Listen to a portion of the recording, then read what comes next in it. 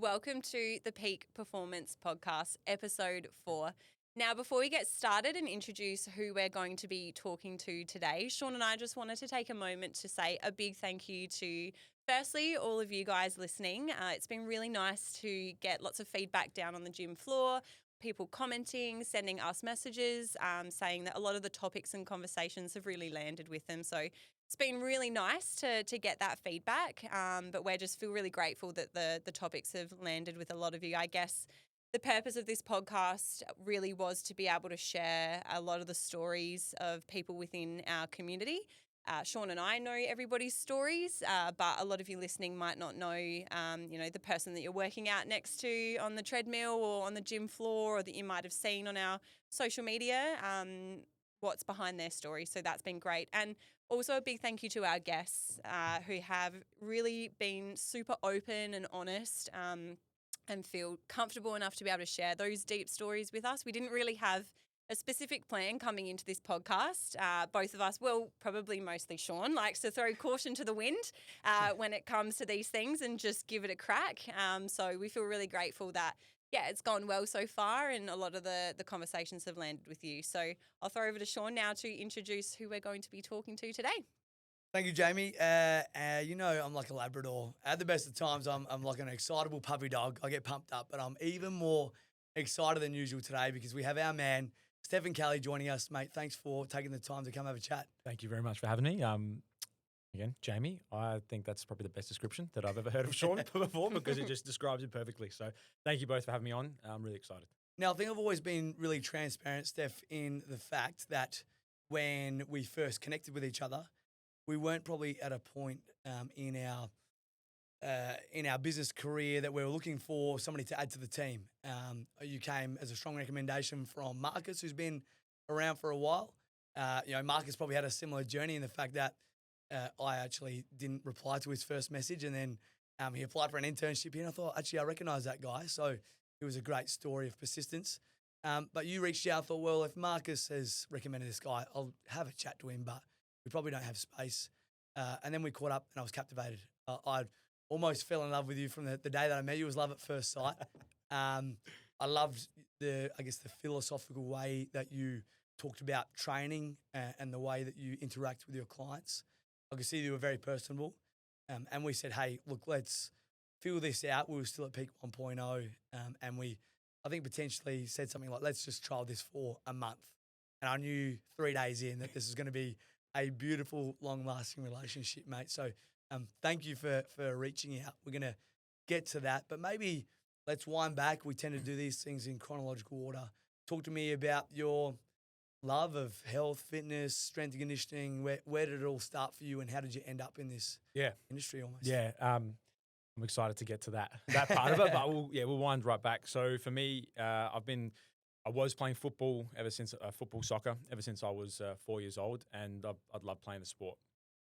I grew up just knowing soccer. Like, I didn't really have much else.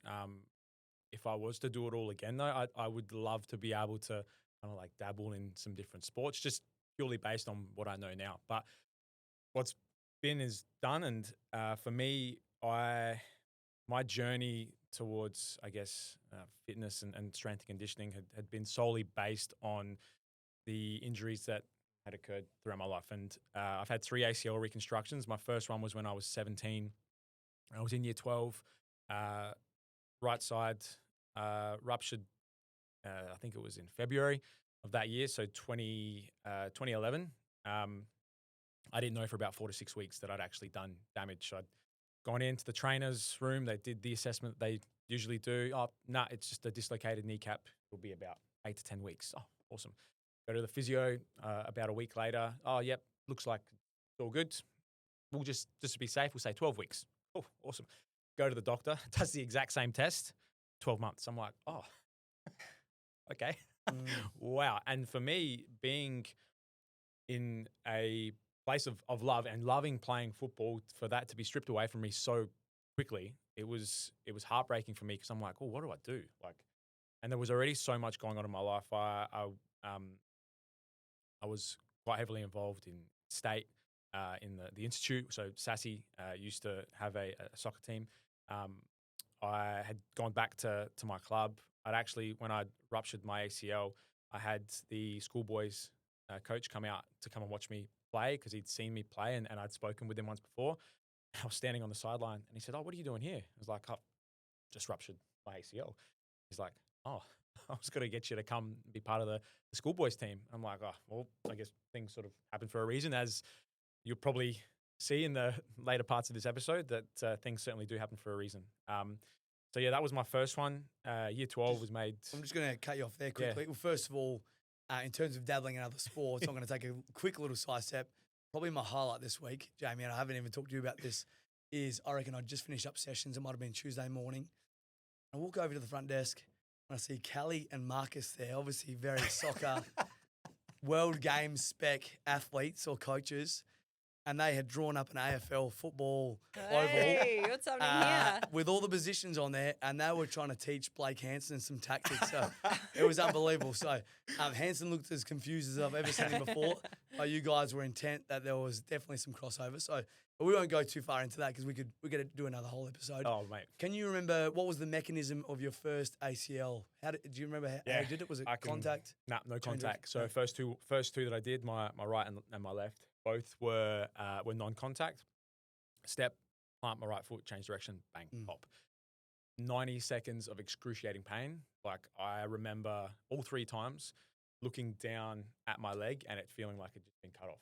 Like it's almost like, I guess the best way that I can explain it or describe it is when people talk about phantom pain, you know, like they've got an arm that's been cut off and they're like, "Oh, I got a sore hand," and there's no hand there. That's exactly what I can sort of describe it as. Obviously, I don't know that that's what that feeling is, but it was such an intense feeling of like pain that I'd never experienced before. And that's when I sort of like, I knew that there was something wrong, but man, it hurt. And I've also spoken with people before and they're like, "Nah, I didn't. I went back and played afterwards, no pain." And then I did the scan. And then, like Shah, for example, Shah said that she played another week and she was fine.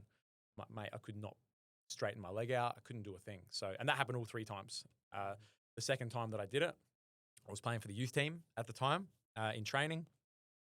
Stepped into a little pothole and pop. Same thing happened. And I remember the coach at the time. I'm lying on the floor in agony, and he said, "Oh, come on, mate. You're right. Get up." I'm like, "No, I've done my ACL." He's like, "No, you're fine. It's all good." Went to the doctors the next day. Same doctor. Yep, the scans, everything like that. Another ACL. I went, so 2019 was the second one. The third one, that was actually a contact injury. I had, there's no tension, but not anymore. But it was actually my wife's cousin who we were playing against, Adelaide United. And it was just overexcitement. I was shooting a ball out and he was trying to obviously get the ball. This is when I was playing for Metro Stars. He was playing for the youth team at that time. I was 25, I think, at the time. And he sort of like jumped on my back and pushed me down. I tried to stop myself from going into the fence and then bang, it just exploded. And I've actually got that on video too. So I kind of like we talk about working with people. And I've shared this story with some people who might be experiencing some injuries. And I've shared the video as well. You share it at family events. Don't do that anymore. I don't do that anymore. There was a little bit of there was never any anger because it's all part of the game. I know that he would never ever mean to do anything like that to me. The other thing too, the whole family actually came to watch the game because we were playing against each other. So the whole family was there. And I knew straight away that when you have that feeling of it was like your knees just exploded, I knew straight away. So as I was getting taken off, I had already planned what we're going to do. And we talk about things happening for a reason. Me doing my third ACL was the reason why we got a house. Yeah. So at this point in time, had you been doing any S&C work or coaching, or were you just playing? My journey started in 2017. So I was fortunate enough to get a position working at a CrossFit box. My first ever involvement with coaching was coaching with kids. So working with kids. And I'm very, very thankful that was the first place I started because I feel like, and we've had this conversation before, but I feel like if you can coach kids, you can pretty much coach anyone, to be honest. Talk about Labradors. But I was very fortunate to be given that opportunity. So that was in 2017. So I was still kind of like involved in a way. Obviously, the business or myself, my brand has sort of changed and grown in different ways. From 2017 to about 2019, 2020, actually, when COVID hit, I got asked by the old owner of the CrossFit box if I wanted to go and do some work with him. And obviously, we all know what happened back when in 2020 when everything was kind of pretty crazy. And I'd gone over there. He was actually intending to go to the US. So he worked for an Australian company here, which had since sold, I guess, the rights to a Korean company. He was going to go get it set up in America. That obviously never happened because the way the world was at the time. So I spent the next 2 years with him. The lease then ran out on the place that we were working at. I went back to my one car garage. So Ruby had nowhere to park her car. So we kind of just had to make do. That period of my life from probably 2022 to 2023 was pretty challenging. Like from a business perspective, I guess that's when everything started to unfold. And again, talk about transparency too, full transparency. You know, I was certainly struggling for income. I was struggling to make things work. Ruby was my wife. She was bringing in most of the income. She was a full-time teacher. And it really put into perspective for me, like I take pride in being able to support and provide for my family. And I've since taken that a step further, since being able to have the opportunity here with you guys, which again, I'm eternally grateful for and thankful for. But it really put things into perspective for me because there is this, I put this pressure on me. I really put this pressure on me so that way I can provide for my family because I think that that's really important. Then from 2023, I dived into having my own space and moving out. So I went from a 3 by 4.5 meter garage to probably 4 or 5 times the size. And one of my clients said, mate, why don't we get a space? I'll help you out. You know, I'll come in with you. I'll have a space there for me. We'll get another guy. It's a coffee roaster. We had a coffee roaster, an electrician, and then myself in this space. It was a wild space. Had you always wanted to go into business ownership, or had you had career trajectories of working with pro sport, or where did you sort of sit with that? Yeah, so in that time, 2023, I'd actually reconnected with the soccer club that I'd played at, Metro Stars.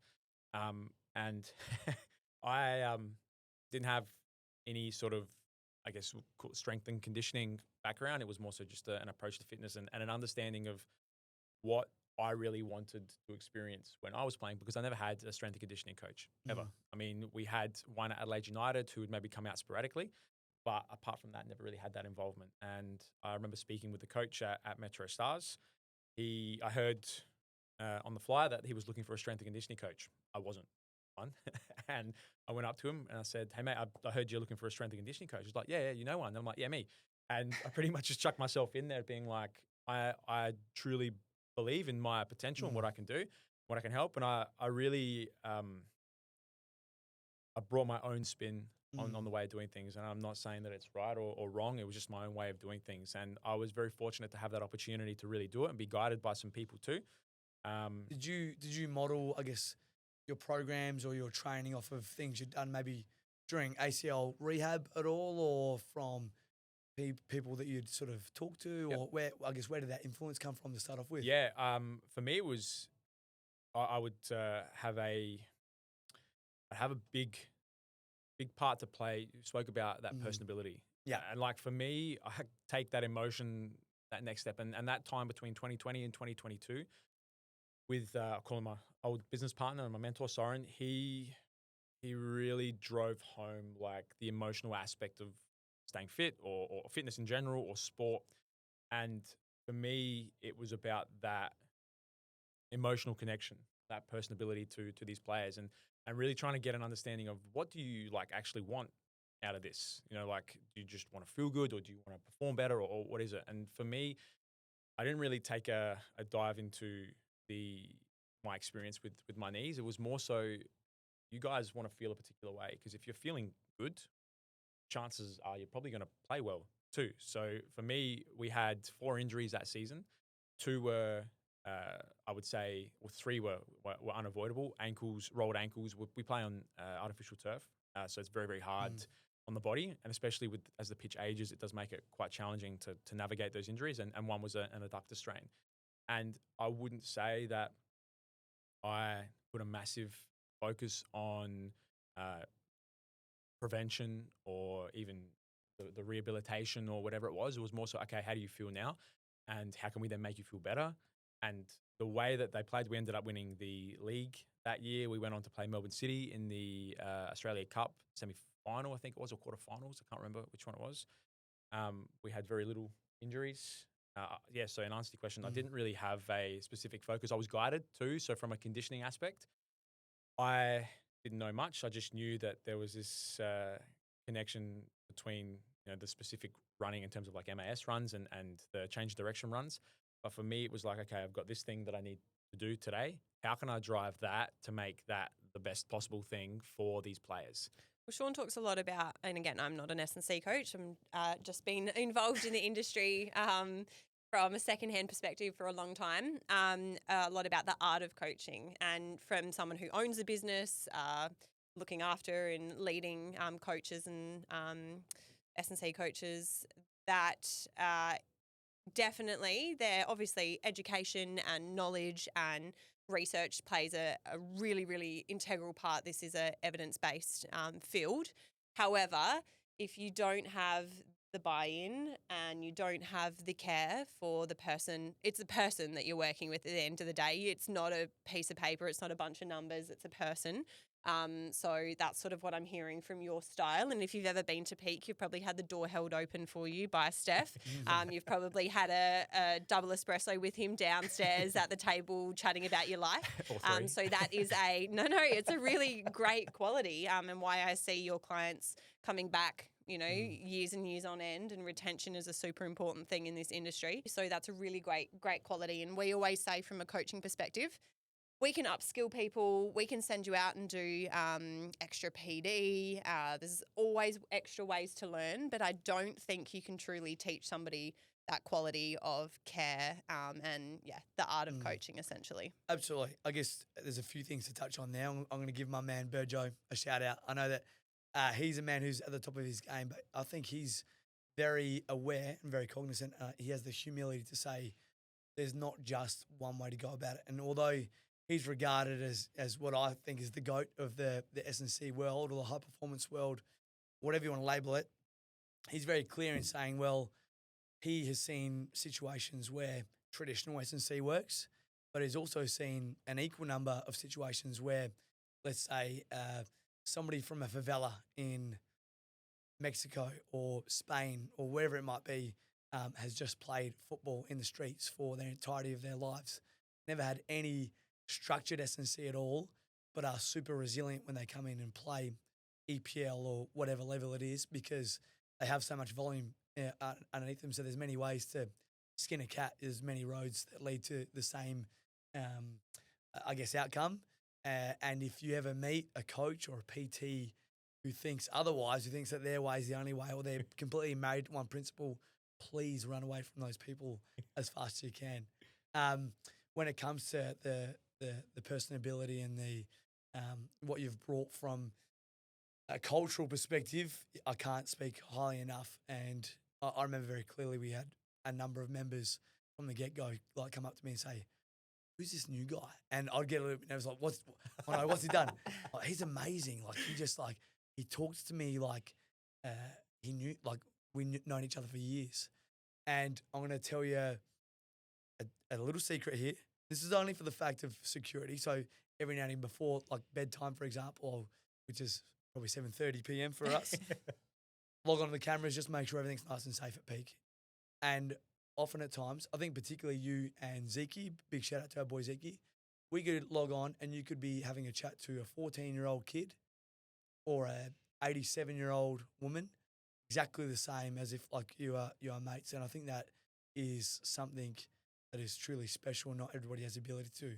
I think we all have tendencies to, in most circumstances, gravitate towards our own demographic of, I was going to say 25, but I'm getting close. You're well above that, my friend. I'm getting close to the 35-year-old male these days. A geriatric masters footballer. But you know what I mean. So to have that skill set is unbelievable. And I think for us, we prioritise that now over, we still expect a certain level of accreditation, But for us, those personal skills mean way more. When Jared Walsh mentioned in his episode 2, if you go back and have a listen to that, about he talks to a lot of PTs in his communication workshops about it's actually a privilege to have somebody come to you and trust you, and they're there to listen. And, you know, that might be their only time within that day or that week that they have to come and train or work out. They're sacrificing other things, family time, work commitments. So it actually is a privilege to be somebody's coach, and taking that on and reflecting and thinking, okay, wow, so how can I make this about you? And get the best out of you. That's an amazing quality to have in a coach. Now, Steph, this episode is about you, but I'm just going to lay the foundation with a little story here to start you off. Only because you touched on before wanting to provide for your family and how that was impacted during COVID. So picture this. We had a big 18 to 24 months. We had a newborn. I can't remember how old Matilda was, but she was pretty fresh. I've seen the photos. She looked there you go. She was fresh. So we were laying on the couch watching Tiger King. Might have been like 9:30 at night or something along those lines. And all of a sudden my phone starts just blowing up. Quick, turn on the news, quick. I was like, what's going on? I knew that in inklings and obviously what was going on around the world. Anyway, flick it over and there's the premier of Stephen Marshall at the time announcing that gyms are closed. And I just start freaking out like, oh my God, how am I going to provide for my family? So I went straight onto Seek and started applying for fruit picking jobs in like Berry.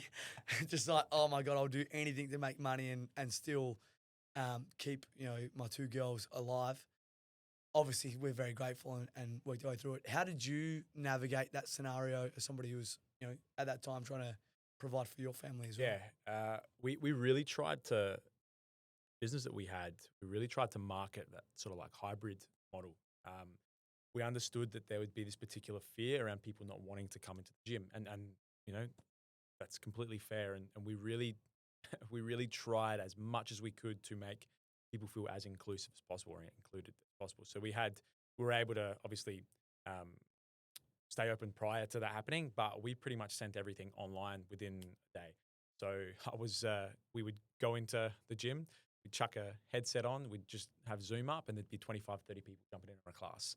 They'd be on their bikes or their rowers or whatever they came and got from the gym. I've got PTSD from that time, I tell you. Any of our members that were around when we were doing online classes, I was dragged into the gym and subjected to being trained by Sean daily. And the entertainment was turned up an absolute level because he knew everyone was watching online. Yeah. So I think I got pretty fit during that time, to be fair. It was good, but a bit of PTSD. Well, the big thing with that too is we and myself, I feel that I give without the expectation of having anything given back to me. Because for me, if we go back to 2011, one of the biggest idols for me was Muhammad Ali.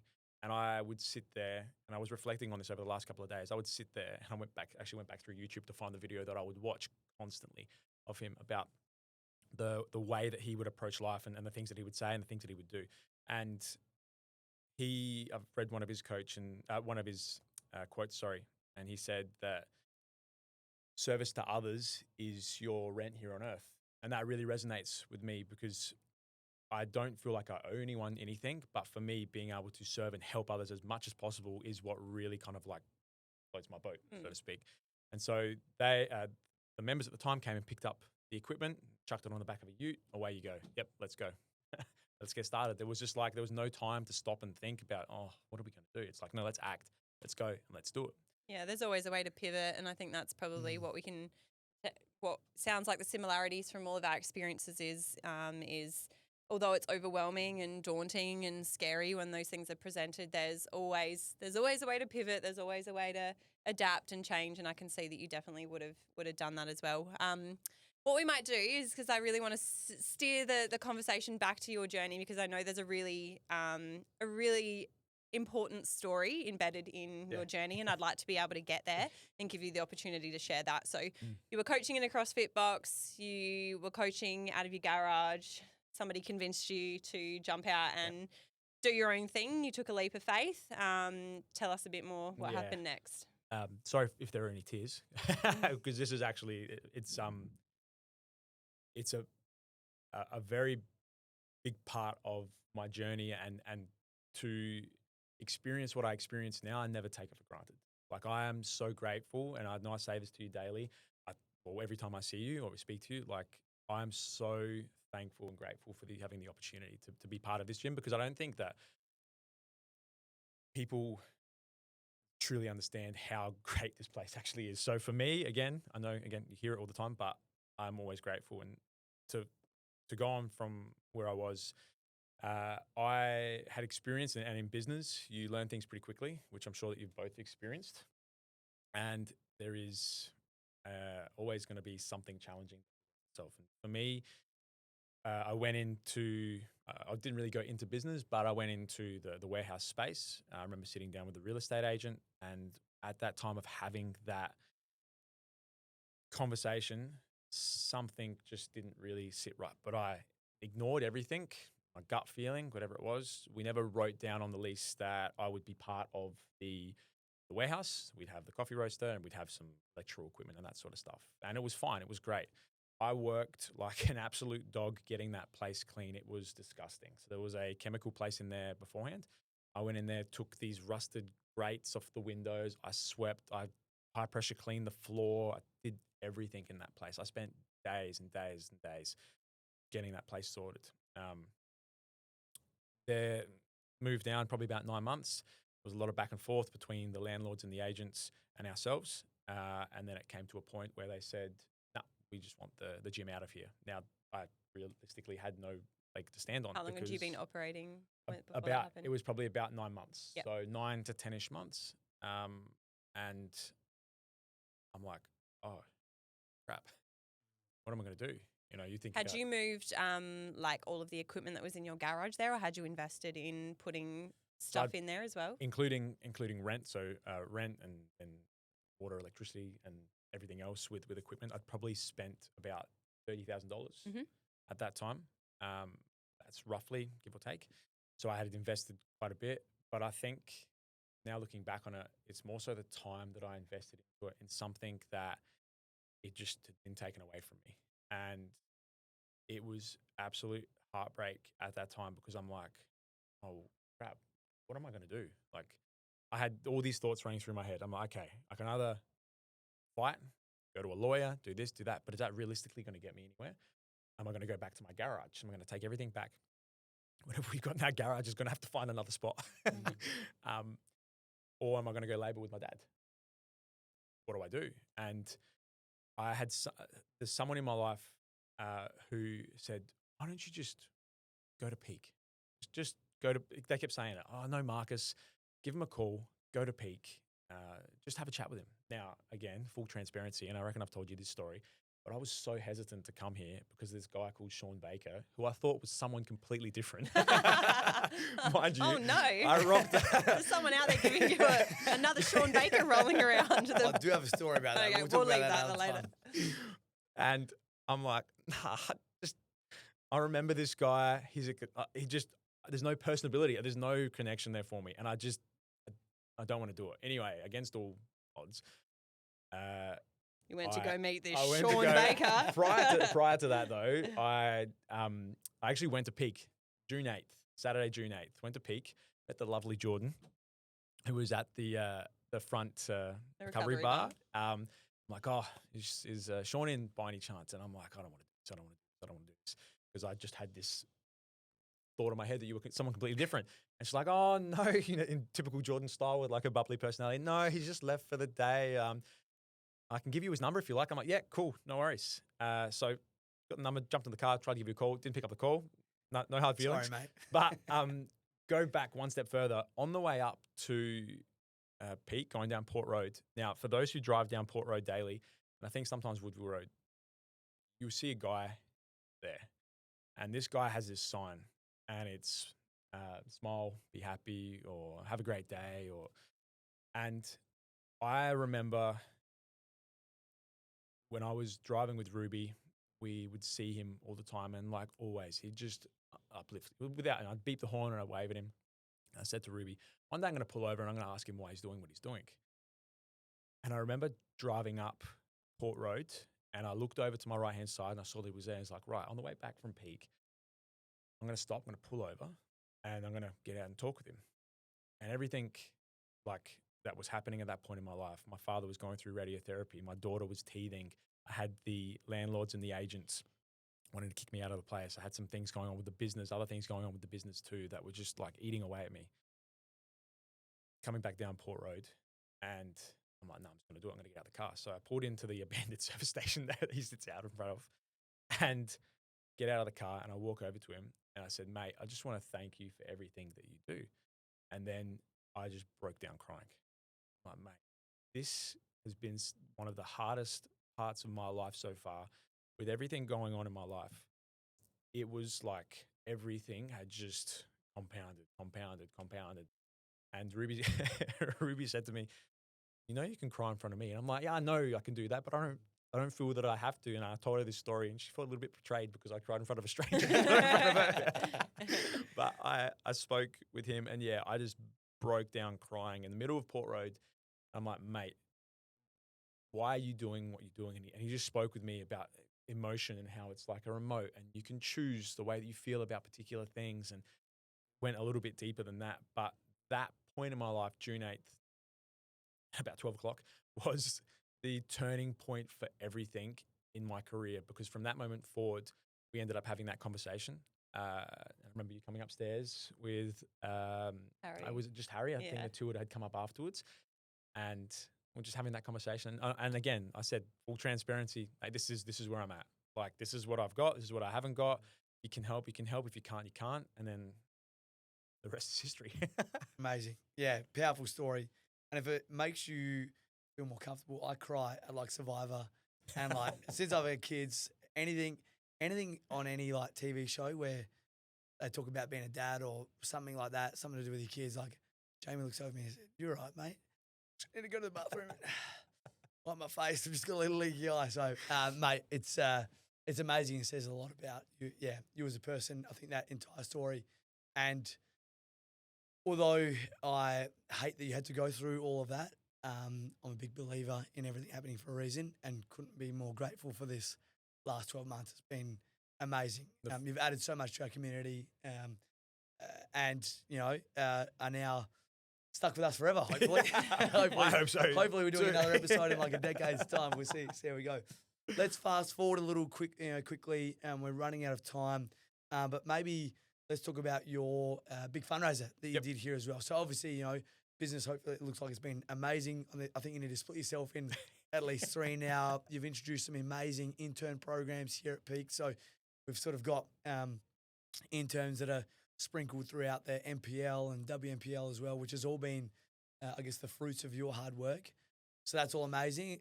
Talk to us about this fundraiser, where it came from, and how it went quickly before we sort of start to wrap up.